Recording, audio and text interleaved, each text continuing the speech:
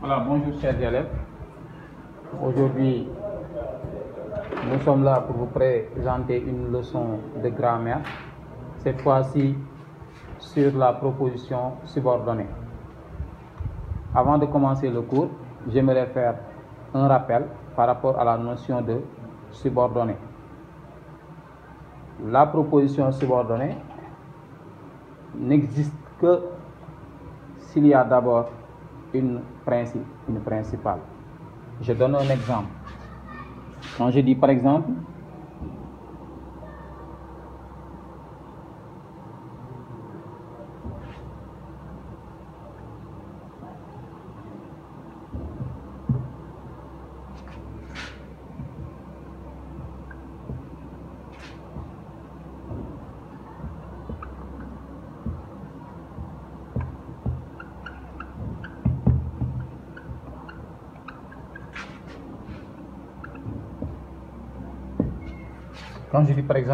je souhaite que le voyage soit annulé.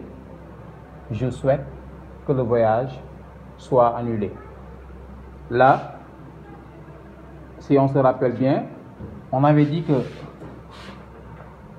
pour trouver le nombre de propositions dans une phrase, il faut impérativement chercher le nombre de verbes conjugués. Et si on lit bien, on a deux verbes conjugués. Souhaite et ici soit annulé, n'est-ce pas? Donc, je souhaite que le voyage soit annulé. Ici, nous avons deux propositions. Je souhaite, ici c'est la principale, proposition principale.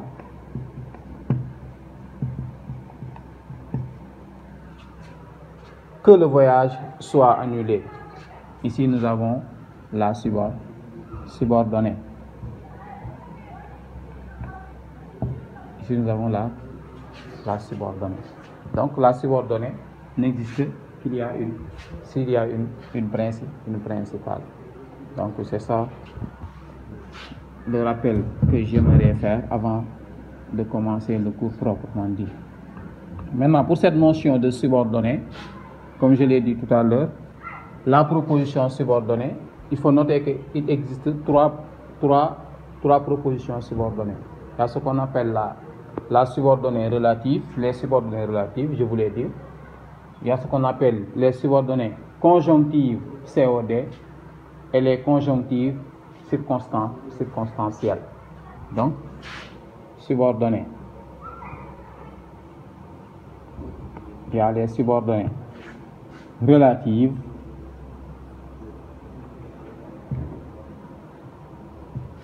les subordonnées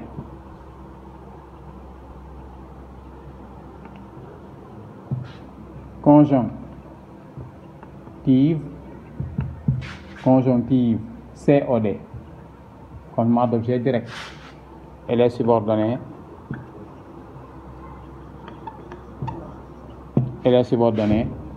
conjonctives, toujours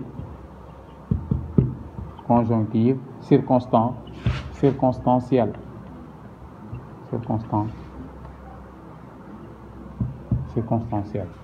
Donc, quand on parle de subordonnées, il n'y a que ces trois-là. Subordonnées relatives, subordonnées conjonctives, COD et subordonnées circonstancielles, conjonctives circonstancielles. On va voir d'abord les subordonnées relatives. La subordonnée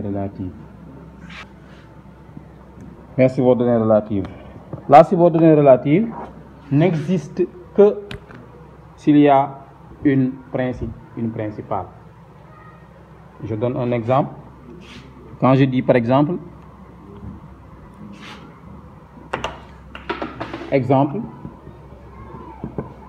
quand je dis c'est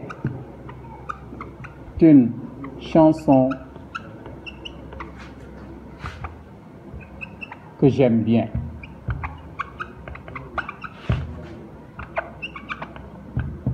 Quand je dis c'est une chanson que j'aime bien, c'est une chanson que j'aime bien. Là, nous avons ici la la principale. La principale. Et à partir de là, nous avons la subordonnée relative. Ici, pourquoi nous avons subordonnée relative? La subordonnée relative est introduite par le pronom relatif que.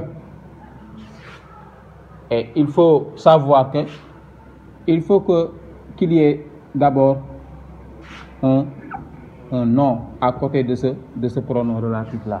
S'il y a un nom à côté de ce pronom relatif-là, on parle de subordonnée relative. Donc ça, c'est le cas de la subordonnée relative. Je peux donner un autre exemple.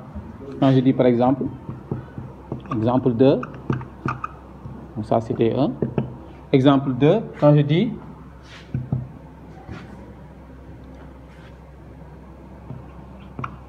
il a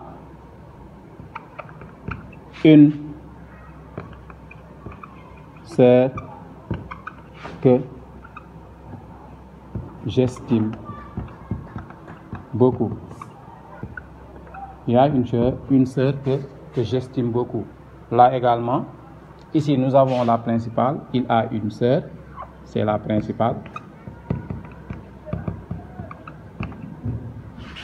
Et à partir de là, nous avons la subordonnée relative. Ici, pourquoi nous avons la subordonnée relative? Tout simplement, je l'ai dit, introduit par le pronom relatif que, n'est-ce pas? Et à côté, il y a un nom. Le nom c'est sœur. Ici, le nom c'est chanson. Donc, s'il y a un nom à côté du pronom relatif, n'est-ce pas? Et que ce pronom relatif-là introduit la subordonnée, on parle de subordonnée relative. Maintenant, en petit 2, les subordonnées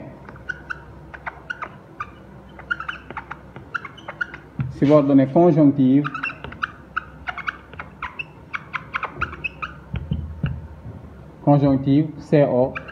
COD, complément d'objet direct. Là également, on va faire la même chose. On va donner un exemple. Et à partir de l'exemple, on va expliquer. Quand je dis par exemple, elle propose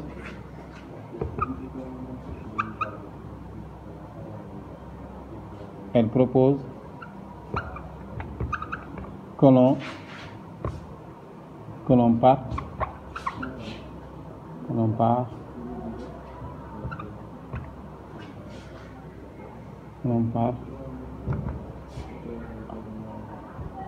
à sa recherche. Elle propose que l'on parte à sa recherche. Quand je dis par exemple, elle propose que l'on parte à sa recherche. Là, nous avons ici la principale. Elle propose. C'est la principale. Que l'on parte à sa recherche. Ici, nous avons une subordonnée conjonctive COD. Donc, conjonctive, complément d'objet direct. C'est ce que je disais tout à l'heure. Elle propose quoi? Que l'on parte à sa recherche. Donc, ici, nous avons une subordonnée conjonctive COD. Et là, vous remarquez que, n'est-ce pas, que, et ici, précède, n'est-ce pas, précède, propose, qui est ici un verbe. Ici, nous avons un verbe. C'est différent de l'autre cas, subordonnée relative, où à la place du verbe, nous avons un nom. Donc, dans ce cas précis, nous avons une subordonnée conjonctive, complément d'objet direct. N'est-ce pas? Donc, 3. Les subordonnées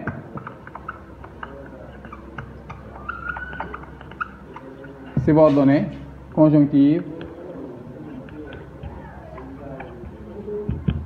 subordonnées conjonctives circonstancielles.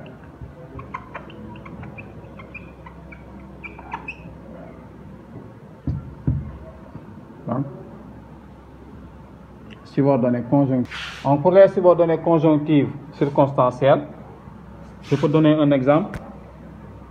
Quand je dis par exemple,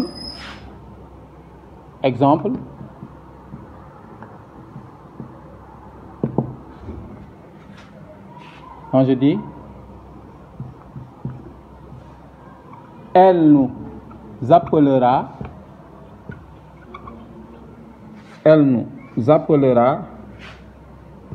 quand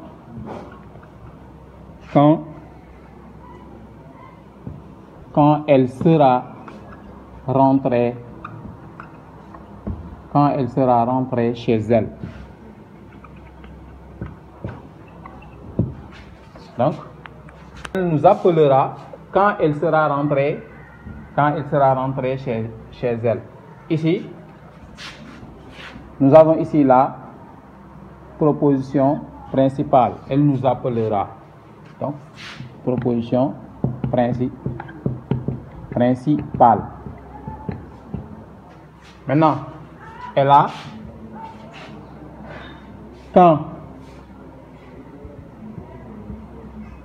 quand elle sera rentrée chez elle, ici nous avons une subordonnée conjonctive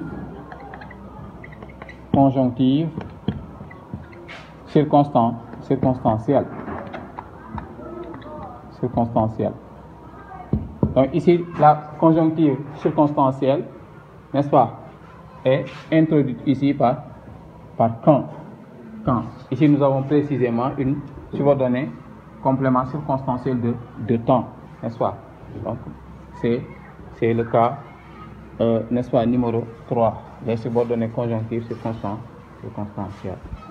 Subordonnants, parce que ce sont les subordonnants, les mots subordonnants, autant pour moi, on les appelle les mots subordonnants, c'est en réalité de petits mots qui introduisent les subordonnées. Et pour les mots subordonnants, nous avons d'abord les subordonnées relatives, n'est-ce pas, qui sont introduites par les pronoms relatifs. Il y a également les subordonnées conjonctives qui sont introduites par les conjonctions de subordination. Et pour les subordonnées, donc les subordonnants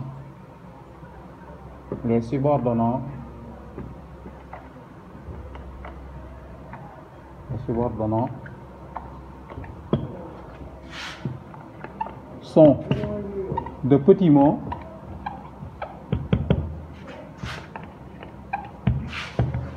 qui introduisent les subordonnées.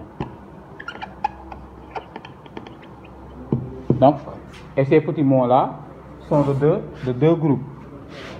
Tout à l'heure, j'ai parlé des pronoms relatifs. Il y a ce qu'on appelle les pronoms relatifs, qui ne sont pas nombreux, qui sont au nombre de 4. C'est que,